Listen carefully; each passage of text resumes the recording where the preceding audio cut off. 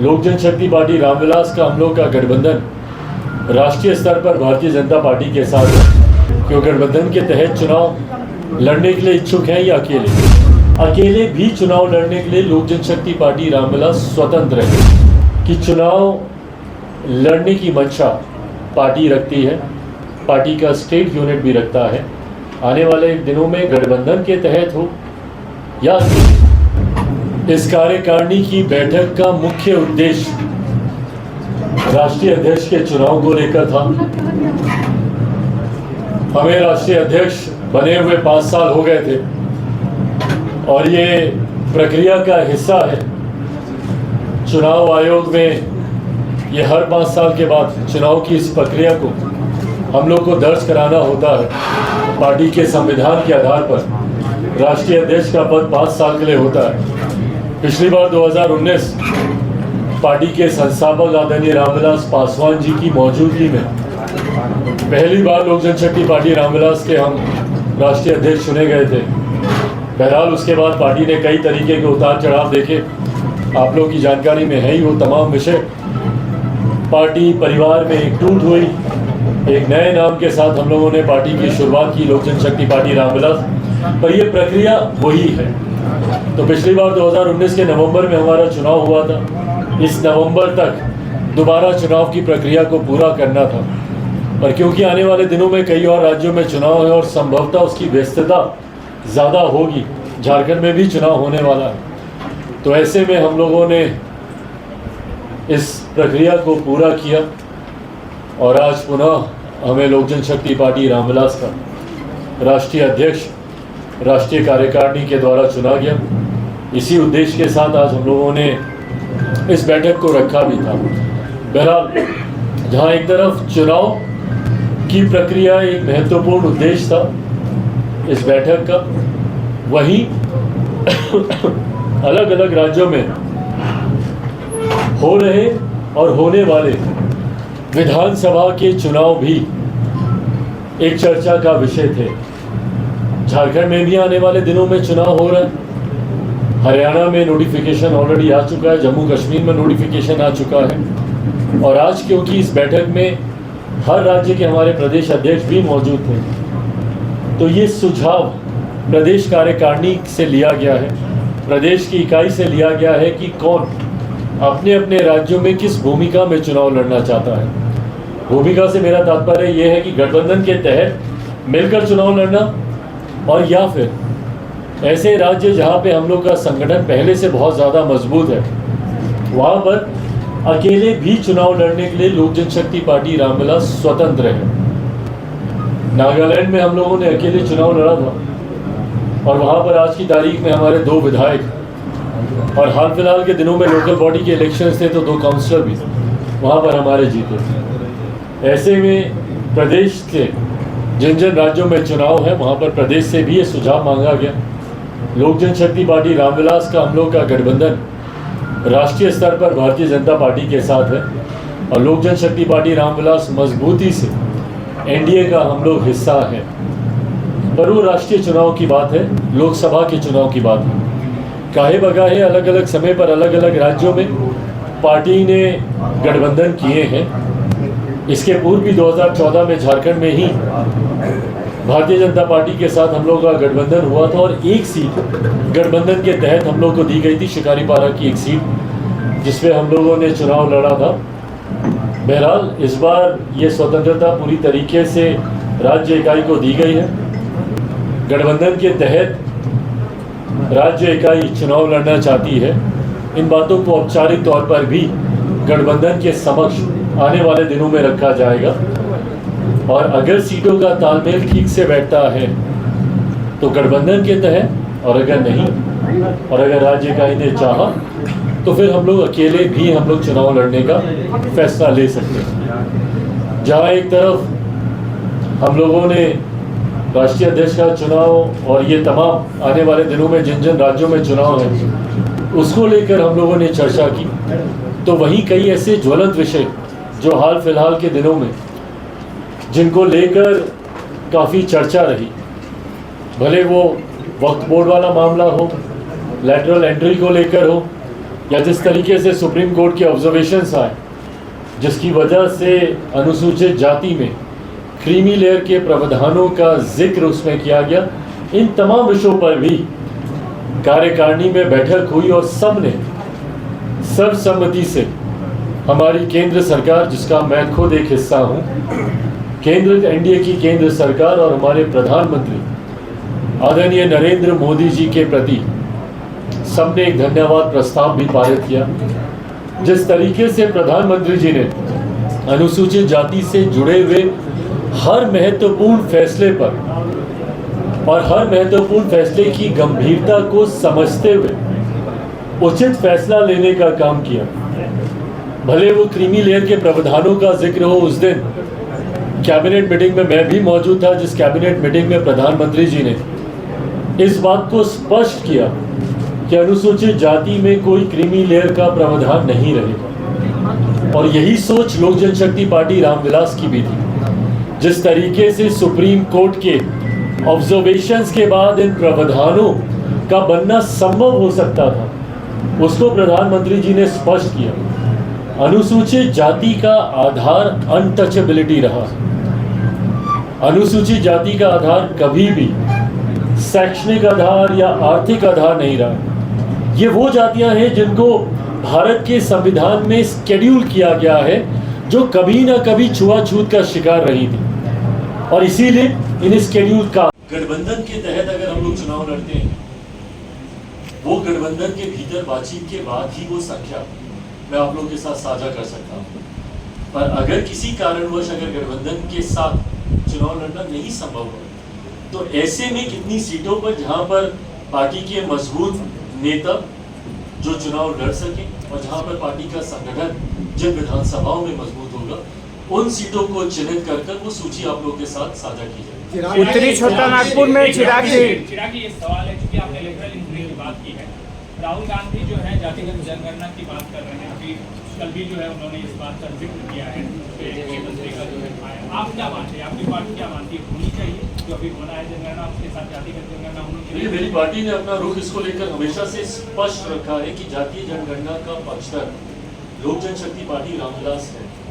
हम लोग चाहते हैं कि जातीय जनगणना, इसका कारण कई बार राज्य सरकार और केंद्र सरकार कई ऐसी योजनाएं बनाती हैं जो उस जाति को मद्देनजर रखते उसको मुख्य धारा के साथ जोड़ने की सोच के साथ वो योजनाएं तैयार की जाती है। ऐसे में उस जाति की आबादी कितनी है, ये जानकारी सरकार के पास कम से कम होनी चाहिए, ताकि उसके अनुपात में राशि आवंटित की जा सके उस योजना को लेकर या उस जाति को मुख्य धारा के साथ जोड़ने को लेकर। ये आंकड़े कम से कम सरकार के पास होने चाहिए। मैं इन आंकड़ों को सार्वजनिक करने का पक्षधर नहीं हूँ। मैं मानता हूँ कि ऐसे आंकड़े समाज में डिवाइड क्रिएट करेंगे। ऐसे में मैं चाहता जरूर हूँ, कई बार न्यायालय के द्वारा भी आबादी को लेकर मांग की गई है, पूछा गया है कई बार सरकारों से कि फलाना जाति की क्या आबादी है। तो ऐसे में ये आंकड़े मैं मानता हूँ कि कम से कम सरकारों के पास होने चाहिए।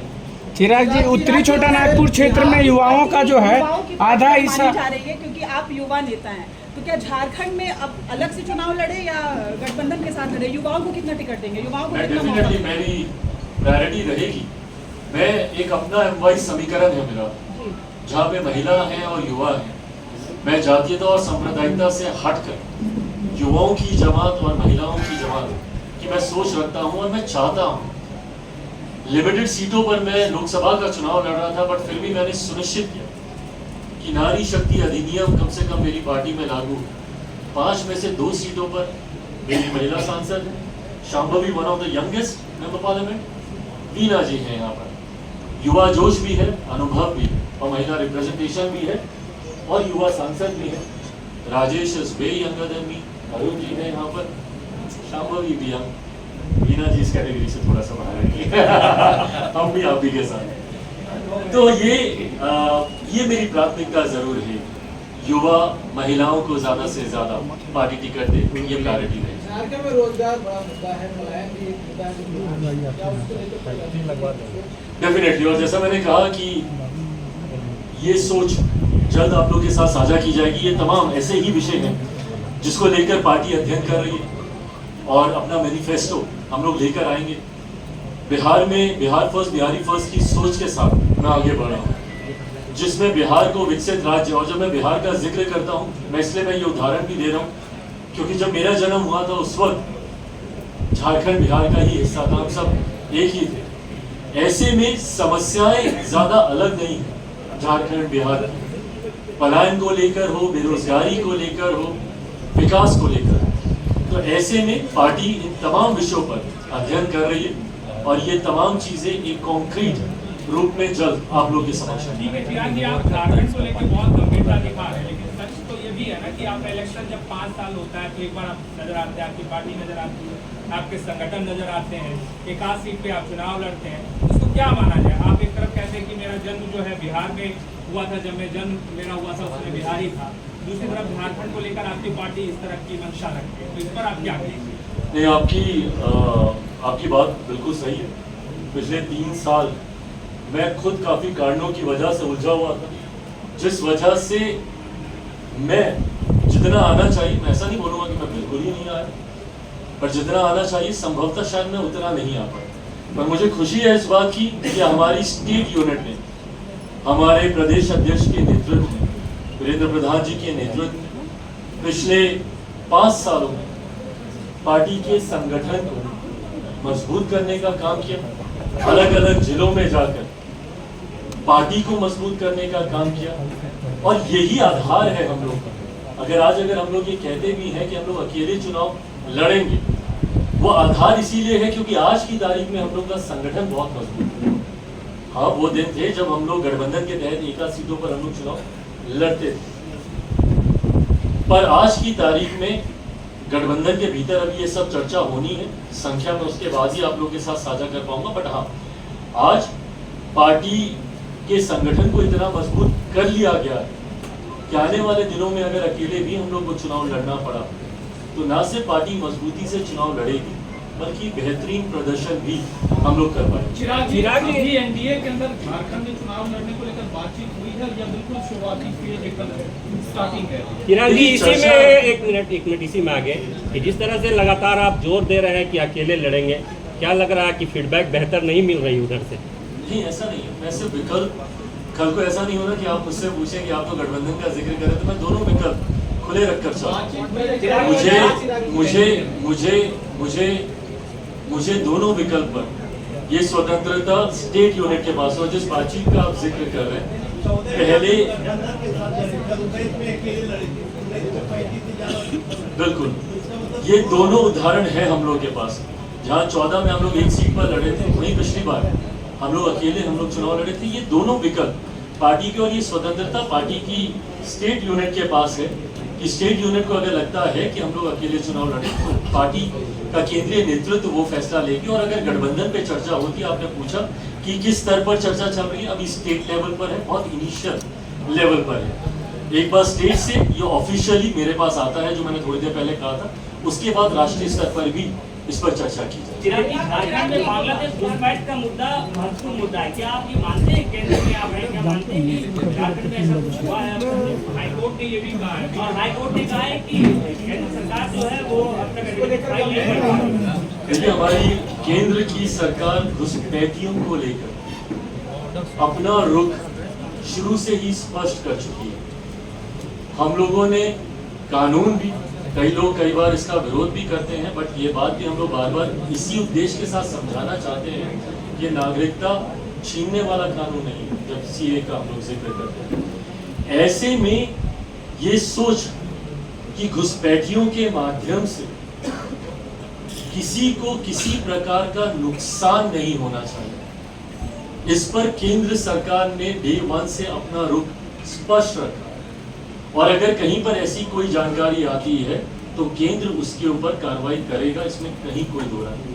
चिराग जी, आपकी पार्टी विधानसभा के किस क्षेत्र में अपना वर्चस्व रखती है, क्योंकि आप उसी आधार पर सीटें तय करेंगे? आपको क्या लगता है? पिछले कुछ सालों से मेरे प्रदेश अध्यक्ष पूरे प्रदेश में पार्टी के संगठन को मजबूत करने का कार्य कर रहे हैं। मैं पॉकेट्स में अपनी पार्टी को नहीं देखूंगा। मैं चाहता हूं कि पूरे प्रदेश में पार्टी का संगठन जो तैयार हुआ है उसका लाभ हमारी पार्टी को भी मिले और हमारे गठबंधन को भी मिले। चिराग जी बैठक की है, उस बैठक में क्या पार्टी के आप लोग दोनों चाचा बच्चे क्या विलय क्या अरे प्रभु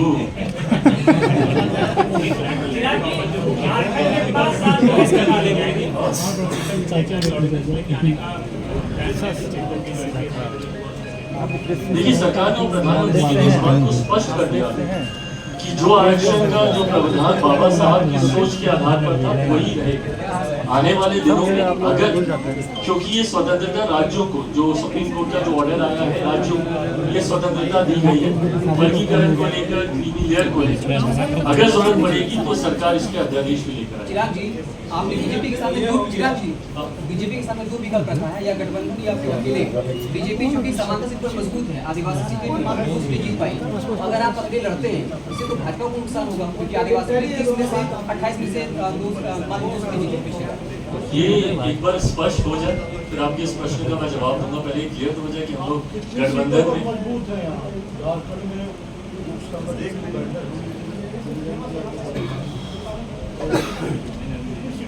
प्रदेश अध्यक्ष जी के नेतृत्व में 81 की 81 विधानसभा की सीटों पर हम लोग संगठन की मजबूती के लिए हम लोग कार्य करें। पर उसमें से मैं इतना मैं जरूर कहूंगा कि ऑलमोस्ट 50% ऑफ दो सीट्स जहां पे हम लोगों ने ध्यान केंद्रित किया हुआ है और मजबूत तैयारी। चिराग जी गठबंधन किया हुआ है। अमित शाह ने कांग्रेस से कई सवाल किए हैं। उन्होंने कहा है कि एनसी से गठबंधन करके जो 70 का धारा हटाने का वो वादा कर रहे हैं, पाकिस्तान से बातचीत करने के लिए आपका क्या स्टैंड रहता है? भाई यही स्टैंड है जो केंद्र सरकार का है, बिल्कुल सही बात है। आपने नेशनल कॉन्फ्रेंस के साथ जब आप गठबंधन करते हैं तो आपको कुछ नीतियों को लेकर अपनी सोच, और खासतौर पर जब आप एक राष्ट्रीय दल है तो कांग्रेस को अपनी सोच तो स्पष्ट रखनी होगी ना कि क्या आप धारा 370 के हटने का आप समर्थन करते हैं या आप नहीं करते। और अगर आप करते हैं समर्थन तो एक ऐसे दल के साथ गठबंधन क्यों जो इस धारा को पुनः लागू करने की बात करें। ऐसे में केंद्र सरकार के साथ मजबूती से इस विषय पर मेरी पार्टी का। चिराग जी, आप यहाँ पे जयराम महतो को किस प्रकार आंक रहे हैं, क्योंकि वो भी एक युवा नेता है। सही है सर, सही सवाल है भाई, वो भी युवा है। नहीं सही बात। काम पे लगे टाइगर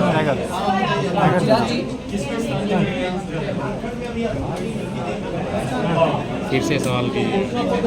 वो बिल्कुल नहीं इसका जवाब लीजिए, सही है। कितना आंक रहे हैं उन्हें, जो कभी ना कभी छुआछूत का शिकार रही थी और इसीलिए इन शेड्यूल कास्ट कहलाया गया। तो जब आधार अनटचेबिलिटी है, आज की भी तारीख में हम लोग को उदाहरण सुनने को मिलते हैं कि एक दलित युवक को घोड़ी पर चढ़ने से रोका गया, एक दलित परिवार को मंदिर में प्रवेश करने से रोका गया।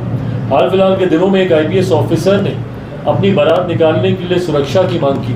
एक IPS अधिकारी मांग करता, मुख्यमंत्री रहते हुए कई ऐसे नेता हैं जो मंदिर गए और मंदिर को गंगा जल से धुलवाया गया। तो ये आधार भेदभाव का इसमें छुआछूत है। सुप्रीम कोर्ट के जो ऑब्जर्वेशन था उसमें कहीं पर भी अनटचेबिलिटी का जिक्र नहीं था, जो हम लोग एक चिंता का विषय था। और इस चिंता को हमारी सरकार, हमारे प्रधानमंत्री जी ने न सिर्फ समझा बल्कि इस पर उचित फैसला लेते हुए इस बात को स्पष्ट किया कि जिस तरीके से डॉक्टर बाबा साहेब भीमराव अंबेडकर जी के वक्त आरक्षण के प्रावधानों को बनाया गया था, उसी आधार पर यह व्यवस्था आगे भी चलती रही। तो जहां प्रधानमंत्री जी का धन्यवाद उसके लिए, वहीं लेटरल एंट्री को लेकर भी हम लोगों की चिंता थी। डायरेक्ट नियुक्तियों के माध्यम से जिस तरीके से SC ST OBCs के आरक्षण के प्रावधानों को ध्यान में नहीं रखा गया, ये भी हम लोग के लिए चिंता का विषय था। इसका एडवर्टीजमेंट को प्रधानमंत्री जी के दिशा निर्देश अनुसार विड्रॉ किया गया, जो पुनः हमारे प्रधानमंत्री जी का कमिटमेंट, उनका समर्पण सामाजिक न्याय के प्रति दर्शाता है।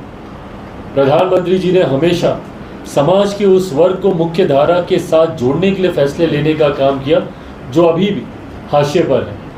ऐसे में प्रधानमंत्री जी का इस एडवर्टीजमेंट को विड्रॉ करना, उनके इस कमिटमेंट को, उनके समर्पण को समाज के अनुसूचित जाति, जनजाति, पिछड़ा वर्ग से आने वाले लोगों के प्रति दर्शाता है। और यही हम लोगों की मांग भी थी हम लोगों ने भी इसी बात का आग्रह किया था। मैं खुद सरकार का हिस्सा हूँ, मेरे पास वो मंच है जहाँ पर मैं इन बातों को मैं रख सकता हूँ सरकार के भीतर, और इन बातों को रखा गया। और पुनः प्रधानमंत्री जी का मैं अपनी और अपनी पार्टी की तरफ से मैं धन्यवाद करता हूँ। इसी क्रम में वक्फ बोर्ड वाला भी एक मामला था जिसके संशोधन को लेकर एक विधेयक भारत की संसद में पेश किया गया, और उसको भी प्रधानमंत्री जी ने अल्पसंख्यक समाज से आने वाले हर स्टेक होल्डर की भावना को सम्मान देने की दृष्टि से हर स्टेक होल्डर को अपनी बात रखने का मौका मिले। हम लोगों की भी मांग थी कि इसको कमेटी में रेफर किया जाए। जॉइंट पार्लियामेंट्री कमेटी का गठन किया गया और जेपीसी में इसको रेफर किया गया, जिसमें हर स्टेक होल्डर को ये मौका मिलेगा कि वो जाए और अपनी बातों को, अपनी शंकाओं को, अपने सुझावों को उस कमेटी के समक्ष वो दर्ज करा सकता है। ये तमाम ऐसे फैसले हैं जिन्होंने मेरी सरकार, एनडीए की सरकार और मेरे प्रधानमंत्री आदरणीय नरेंद्र मोदी जी के सामाजिक न्याय, जिसमें सबका साथ सबका विकास की सोच पर हमारी सरकार आगे बढ़ने का काम कर रही है। सबका साथ और सबका विश्वास को मद्देनजर रखते हुए प्रधानमंत्री जी के द्वारा इन तमाम विषयों पर लिए गए फैसलों को आज लोक जनशक्ति पार्टी रामविलास की राष्ट्रीय कार्यकारिणी ने सर्वसहमति से प्रधानमंत्री जी के प्रति अपना आभार व्यक्त किया और उनके प्रति धन्यवाद ज्ञापन इस बैठक में पारित करने का हम लोगों ने काम किया। साथियों, आने वाले दिनों में और कई कार्यक्रम मेरे लाइंड अप हैं झारखंड राज्य को लेकर। जैसा मैंने कहा कि चुनाव लड़ने की मंशा पार्टी रखती है, पार्टी का स्टेट यूनिट भी रखता है। आने वाले दिनों में गठबंधन के तहत हो या अकेले, ये फैसला जल्द दिया जाएगा। गठबंधन के भीतर चर्चा कर केंद्रीय संसदीय बोर्ड के पास औपचारिक तौर पर ये प्रस्ताव एक बार राज्य इकाई के माध्यम से पहुंचता है, उस पर हम लोग चर्चा कर और साथ ही में पार्टी ने अपने मैनिफेस्टो को लेकर हम लोगों ने काम करना शुरू किया है। आने वाले दिनों में जब चुनाव की डेट्स नोटिफिकेशन वगैरह जब आ जाएगा तो ये तमाम बातें रखेंगे। पर ये सरना धर्म कोड हो, ये तमाम ऐसी बातें हैं जिसको लेकर पार्टी अपनी सोच रखती है। इन तमाम बातों को आने वाले दिनों में जब मैं पुनः यहाँ पर वापस आऊँगा, उस दौरान, उस कार्यक्रम के दौरान, आप लोगों से बातचीत के दौरान पार्टी झारखंड में झारखंड के विकास को लेकर क्या सोच रखती है वो भी आप लोगों के समक्ष रखा जाएगा, वो भी आप लोगों के साथ साझा किया जाएगा। पार्टी गठबंधन के तहत चुनाव लड़े या अकेले चुनाव लड़े, एक बात तय है कि पार्टी ये सोच रखती है और ये मानती है कि आने वाले दिनों में चुनाव परिणाम आने के बाद राज्य में एनडीए की ही सरकार बनेगी। लोक जनशक्ति पार्टी रामविलास अगर अलग भी चुनाव लड़ती है तो अंतोगत्वा हम लोग का समर्थन इसी गठबंधन के साथ रहेगा। ये बात भी तय है कि जिस तरीके से मौजूदा सरकार को लेकर लोगों में एक आक्रोश बढ़ा है, मौजूदा मुख्यमंत्री हेमंत सोरेन जी को लेकर, जिस तरीके से उनकी नीतियों को लेकर, उनकी कार्यशैली को लेकर झारखंड के लोगों में एक अविश्वास का माहौल पैदा हुआ है। ऐसे में झारखंड के लोग, जितना मैंने लोगों से इंटरेक्ट किया है, मैं मानता हूं कि यहाँ पर बदलाव लोग चाहते हैं और वो बदलाव एनडीए के नेतृत्व में ही विकसित झारखंड को बनाने की सोच हम लोग धरातल पर लागू कर सकते हैं। आने वाले दिनों में ये उम्मीद ही नहीं, पूरा विश्वास है कि हम लोग के गठबंधन की सरकार यहाँ पर बनेगी और पार्टी चुनाव को लेकर समय समय पर जो फैसला लेती रहेगी वो भी आने वाले दिनों में आप लोग के साथ साझा किया जाएगा। ये ज़रूर तय है कि आने वाले दिनों में प्रदेश अध्यक्ष जी के माध्यम से कार्यक्रमों का और हर कार्यक्रम की शुरुआत हमेशा गायत्री मंत्र और गजानन श्री गणेश जी के नाम से होती है। तो मैं गायत्री मंत्र की कुछ लाइन आपके सामने गाना चाहूंगी।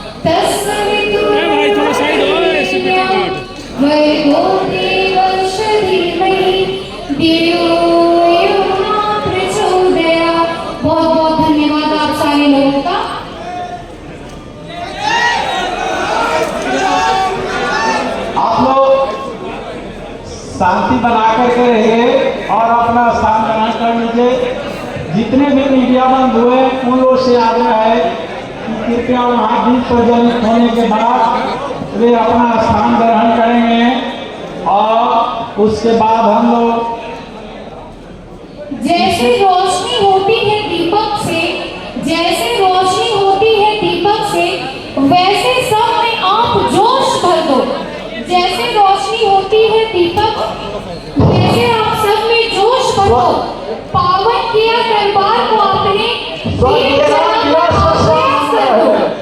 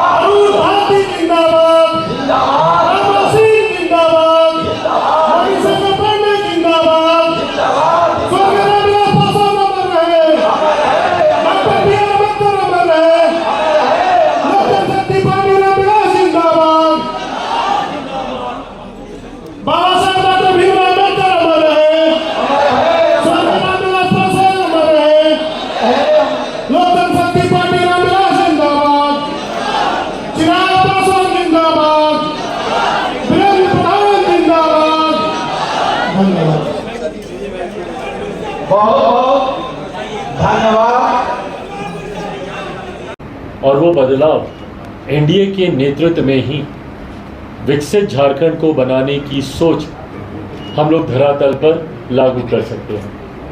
आने वाले दिनों में ये उम्मीद ही नहीं, पूरा विश्वास है कि हम लोग के गठबंधन की सरकार यहाँ पर बनेगी और पार्टी चुनाव को लेकर समय समय पर जो फैसला लेती रहेगी वो भी आने वाले दिनों में आप लोग के साथ साझा किया जाएगा।